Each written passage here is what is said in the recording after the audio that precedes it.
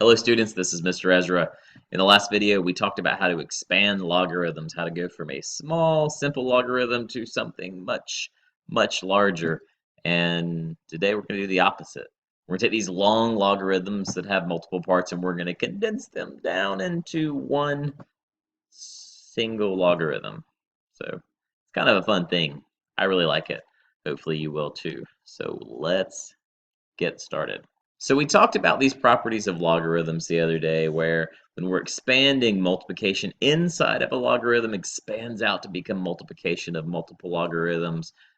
Division inside of a logarithm can expand out to become subtraction of multiple logarithms. And anytime you have an exponent inside of a logarithm, you can move it to the front of that logarithm.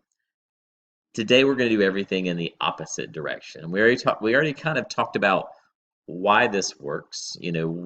Since logarithms are connected to exponents, we're really using the rules of exponents that you learned in middle school in order to do similar things with logarithms. So what you want to remember when you're condensing is that when you're adding multiple logarithms, you can condense it to become multiplication inside of one logarithm. And that when you're subtracting multiple logarithms, you can change that subtraction to become a fraction or division inside of one logarithm. And anytime you have a number in or thing in front of a logarithm, you can move that number or variable to be an exponent in the logarithm. And I think the best way for us to understand this is with lots of examples. So we're going to do like 8 or 9 examples today. I'll try to go as fast as I can, and hopefully by the end of it you'll have some good notes and you will understand how to get this done. Some strategies for condensing these logarithms. There is kind of an order that would be helpful for you if you were to follow that order. First, if there's a number in front of the log, or really anything in front of the log, go ahead and move it back into that exponent spot inside the log first. Don't do anything before you do that. If you notice when you do that, that you have any exponents that are fractions, change those fraction exponents to their radical form. And we'll see a few of those examples in a little bit. If there is a number raised to a power that you could easily simplify, go ahead and simplify. That will be awesome. And then we're going to condense addition to multiplication, subtraction to division, and the final answer will always have only one logarithm as long as the things that you're condensing all have the same base. So one logarithm and no fractions as exponents. And if you can follow those steps, those strategies, you're going to do well with this. I'm confident. Example 1. So the first thing that we want to do is we're going to look for those things in front of the logarithms that can become exponents, and then we're going to basically move them to become exponents. Everything that doesn't is just going to stay the same for now. So that log base 2 of 20 is going to stay the same, but the 2 in front of the second log is going to become an exponent. And that 1/3 in front of the last log is going to become an exponent. Now, I'm going to do kind of 2 steps at one time here. This first log, still going to leave it log base 2 of 20. I'm going to go ahead and I can raise 2 to the second power easily, quickly. So I'm going to go ahead and do that. It's going to be the log base 2 of 4. And then remember, I don't want a fraction exponent, so I'm going to have to change that last exponent on the x to become a root. And remember, the denominator becomes the index, so it'll be a cubed root. And the 1, you don't have to write x to the first power, so it's just a cubed root of x. At this point, I still need to condense the addition here and here to become multiplication. Now, you only have one logarithm, and that one logarithm has the same base as the 3 things that we're adding together, so it's still going to be a log base 2, but inside of that log base 2, we're going to multiply 20 times 4 times the cubed root of x. We are almost there. Do you see anything else that we can do to simplify this quickly? Well, we can. Go ahead and multiply 20 times 4 to get 80. That's something we can easily do. And then we'll write cubed root of x. So that's a cubed root of x. And that is our condensed form. So you see we went from this long logarithm statement all the way down to something much more simple. Example 2, start with coefficients. And I am going to do something here that it's kind of like a little shortcut. Rather than rewriting the whole thing, I'm just going to move them there. That way I don't have to write as much. Just going to move them there. And now I can go ahead and say, well, I can't raise y to the second power. I can't raise z to the fourth power. So I'm going to start condensing. When you're condensing, anything that has a plus sign in front of it is going to be considered multiplication in the numerator, and anything that has a minus sign in front of it is going to go in the denominator. Basically, this division you're going to think of as a fraction. So we're going to condense this all at one time to be log base 3.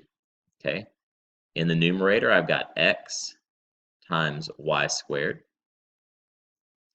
Because remember, the plus sign means I multiply, and y squared is saying x times y squared. The minus sign is division, so I'm going to divide by, which I'm going to use a fraction bar for that, z to the fourth. When you do this, please remember that your final answer can only have one logarithm. If you condense and you still have multiple logarithms, you've either done something wrong or you have not finished condensing. But that is it. That is our final answer for example number 2. All right, so for example 3, I want to start by saying, do I have anything that I can move? And this 1/2 can become an exponent on the a. This 4 can become an exponent on b. This 3 can become an exponent on the c. And when I move those things, I'm showing you these arrows to show you that I'm moving them, but in reality, I'm just going to go ahead and do it. Now, is there anything that I can simplify?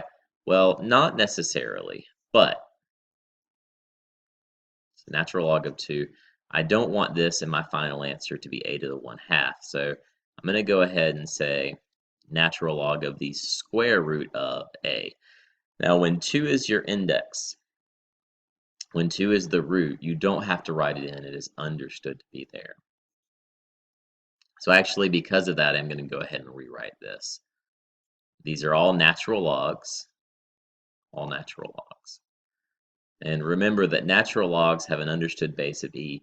The properties, how you deal with them, it's exactly the same as any other logarithm. They just have a special base. Okay, now just like I said last time, all of this stuff is going to condense at one time into one logarithm. The plus is going to go in the top. So 2 or log of 2 plus log of root 9 is going to go in the top as log of 2 times root. I'm sorry, that's not a 9, that's an a. Log of 2 root a. Anything with a minus in front of it is going to end up going in the denominator. So this minus b to the fourth means the b to the fourth, or minus natural log of b to the fourth means the b to the fourth is in the denominator. Minus natural log of c to the third means the c to the third is going into the denominator. You only write the natural log one time when you condense. So just basically we're taking all of these parts at the end of each log and condensing it into one log. Minuses mean that denominator is where it's going to go. Plus or positive in front of it means the numerator is where it's going to go. And once you do that, you've finished up the problem. It's all done. You're good to go. All right, example 4. We've got a 2 that needs to become an exponent and a 1/3 that needs to become an exponent. And let's go ahead and simplify this yet again and go ahead and say, oh, well, I know that an exponent of 1/3 is going to be a cubed root because of the 3 in the denominator. So instead of having to have that extra step in there, I'm just doing it at one time. And now I can condense. And so you're going to start to pick up speed now if you start to incorporate these little tricks at the beginning. Now it's going to be log base 4. Okay, the plus sign means multiplication. There's no minus, so there's no fraction bar. It's just going to be x squared times the cubed root of x plus 2. And x plus 2 is all under that root. Now, be careful when you have an exponent and a root. Make sure that your it's really clear what is the root of the radical and what is the exponent. And if you need to put a multiplication sign between them or separate them with another parentheses, that's fine. It's pretty clear if you make your root on the left side of the index go up just a bit, that little symbol there go up just a little bit, so that you're encapsulating the 3, so you know that that's the root. And that's it. There's nothing else we can do. We've got it down to 1 logarithm, and we're good to go. Example 5. Okay, so 4 is going to become an exponent here, 2 is going to become an exponent here, and 3 is going to become an exponent here. At this point, once I deal with that, I can go ahead and condense to that one single logarithm. Now, this is a natural log. The d to the 4th does not have a minus sign in front of it. It is positive, so it goes in the numerator. So I have at least a d to the 4th in the numerator, but everything else has a minus sign in front of it, which means that they are all going to be in the denominator. It's going to be a times k squared times m to the 3rd power. And we are condensed. So hopefully you're seeing where you can, once you master this, it actually moves pretty fast. I like it more than expanding because I'm able to get it down into this really small thing, and I just feel like I've accomplished something after I do that. Example 6. Remember our trick. We know that this 1/2 is going to become an exponent, right? But it's a fraction exponent, so rather than writing 1/2 on here, I'm just going to throw a little square root on the x. I'm skipping a step there and saving myself a little bit of time. The 3 is not a fraction. So this 3 is going to be an exponent on x plus 1. The whole thing in the parentheses is going to have that exponent of 3. We don't want to just put it on the x. We want to basically the whole thing's in the log, so it gets the exponent. The whole thing gets the exponent. Now that we've taken care of these numbers in front of the logs and turn them into exponents or roots, now we can condense our answer to be just 1 log base 10. Now, it is okay to write log base 10. It's okay to have that 10 there, not a problem, but hopefully by now you realize that a log base 10 doesn't have to be written. It's understood to be there. If you leave it out, as long as it's a base 10, that's okay, right? The plus sign between these two things is going to cause it to be multiplication. So we've got the square root of x times x plus 1 to the 3rd power, all inside of this logarithm. Now, could we switch the order of these two things and do x plus 1 to the 3rd power times the square root of x? And the answer is yes. Would not matter, but both things need to be under there.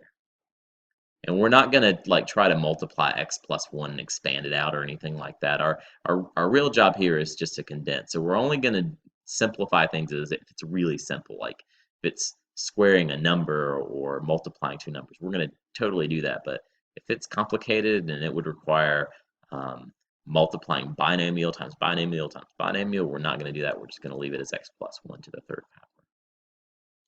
All right, we're getting close to finishing up our examples, just a few more. I'm going to move this 2 here to be an exponent on the x plus 2 inside of the logarithm.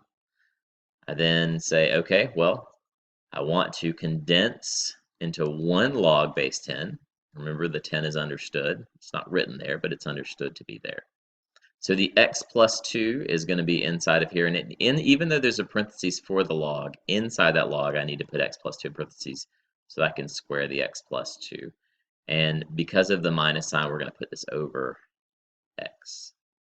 Now, if you really wanted to multiply x plus 2 times x plus 2 and get x squared plus 4x plus 4, and that was your numerator, I would not count off points. That's going to be fine, but in this case, I'm happy if you just leave it this way.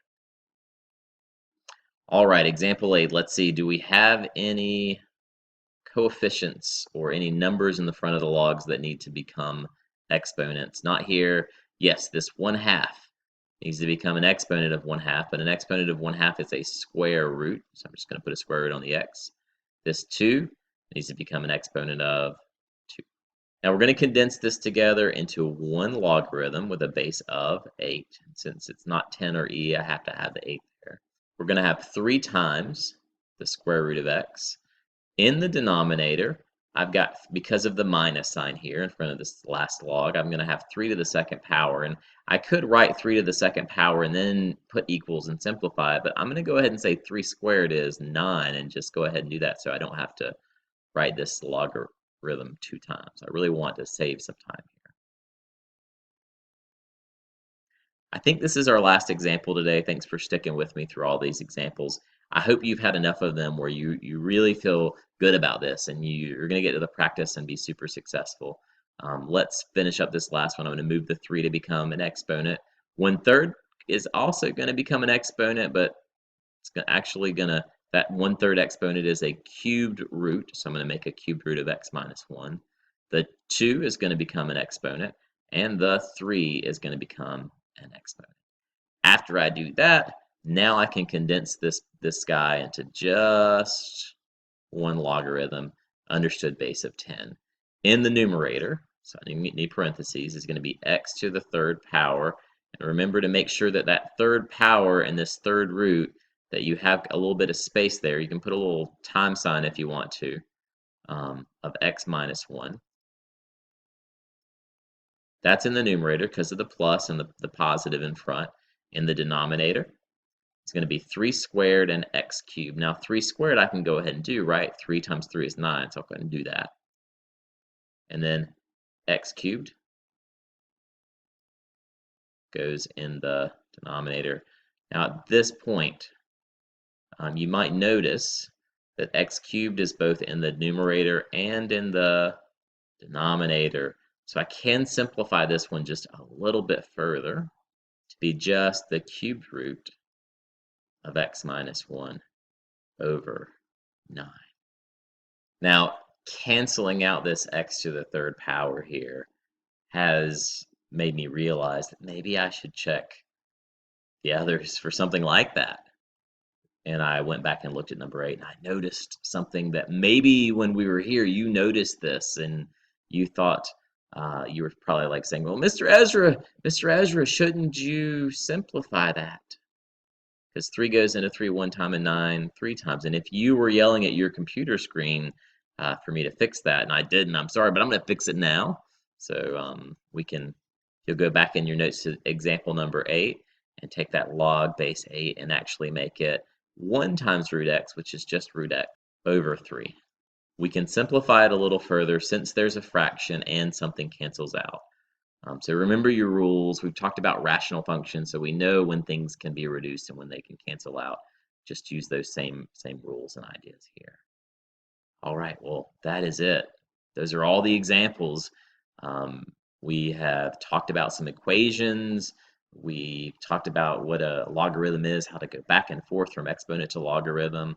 We have some more complicated equations to get through, and then some application problems, and then we'll be finished with this unit. So hopefully you're feeling good so far. I think if you are getting good notes and getting good practice, you're doing really well with this. And if you do run into anything that you are unsure about, please make sure to see me in class or ask a question, and I'll be glad to help.